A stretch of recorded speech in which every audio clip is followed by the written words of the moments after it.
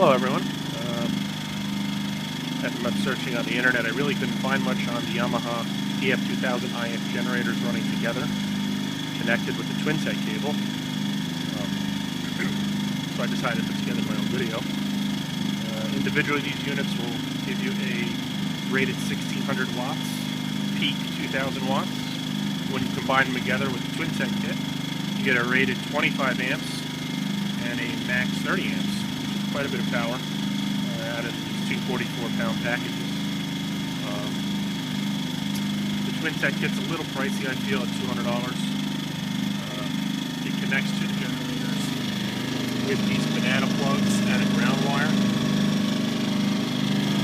And to this little metal box with a twist lock type style plug. And it's a heavy gauge 30 amp cord that I have running to that Power Inlet Box. Right now they're running on eco mode. Pretty quiet. I decided to get this set up here after Hurricane Sandy. For the storm I only had the one unit, the one Yamaha 2000 model. It had to run extension cords into the house, and it was only able to really run a limited number of things, the refrigerator being the most important. It had the TV and the alarm panel, but kept tripping on the cords. Even though we were able to get by, I didn't like the hassle that the old setup had, so I decided to invest in an additional unit. And it's great with that transfer switch that I have installed. I'll show you that a little later. So here's the Gentran Power Inlet Box, model 53004. It is plastic. I felt that would be a little bit better than the metal ones that they have available. I just have it mounted on a basic mount block I got at Home Depot. This has the retractable cover to keep the bugs out, which is great, and it comes with a twist lock outlet where the 30 amp plug plugs into. The 3-prong for the 30 amps is what you need. Then I have that with this 50-foot heavy gauge cord over to my generators. And that's it. I have some extra space. I have a little cover that I'm going to be building to keep the rain off. But that's about it. These are great little units.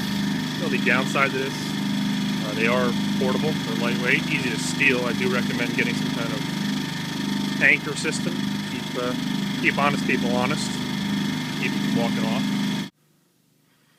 Okay, here's the Power Stay transfer switch by Gentran, made in America. It's the model 300-660.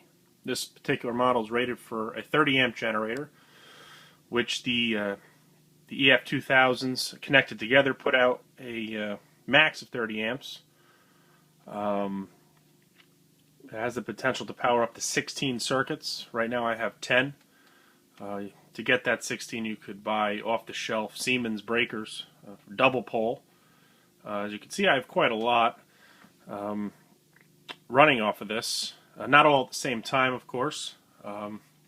Also has 2 watt meters, so you could judge what's being used. I think they're pretty accurate. I do have to do a little bit more testing to see how close they are. But right now, I have overhead lighting on, a television, my FiOS system, alarm system. The furnace is running, and the refrigerator. The only thing that you really can't run at the same time, I'd say, would be the microwave and your furnace.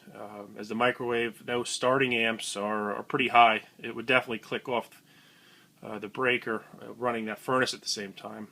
Just to combat that, just turn your furnace off to run the microwave. Same thing with your bathroom. If you hook it up to a bathroom outlet, if the wife wants to run a hair dryer, turn the furnace off, because those hair dryers do draw quite a bit. Not big deals, I don't feel. That would have warranted a bigger generator to run all that at once. Just takes a quick over at your thermostat to turn off the furnace.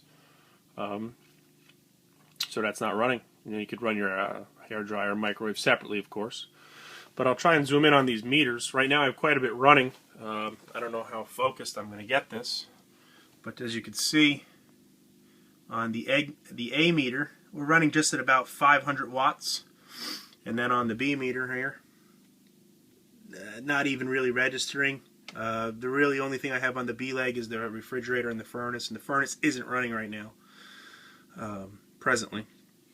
But it's a nice little setup. It's very convenient. With Hurricane Sandy that came through, we were without power for 10 days. And we kept tripping over extension cords, so I hooked this up. I did it myself. It's fairly easy if you're handy. I did have the local building department come out and inspect it just to make sure that everything looked okay. They approved it. It's a nice setup here. These Yamahas do power quite a bit. And basically what you have is you have your utility main, which hooks over to your main panel, and then the generator main, which hooks into the generator. So with this interlock, when the utility is turned off and the generator is turned on, you can't have them both on at the same time, preventing backfeeding to the line.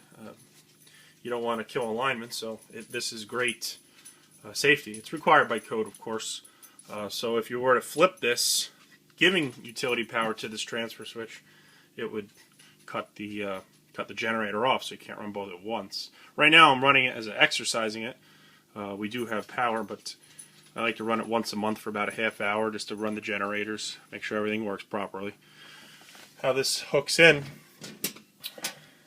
you have a 60 amp double pole breaker here in the main panel that runs a heavy gauge wire over to the utility main.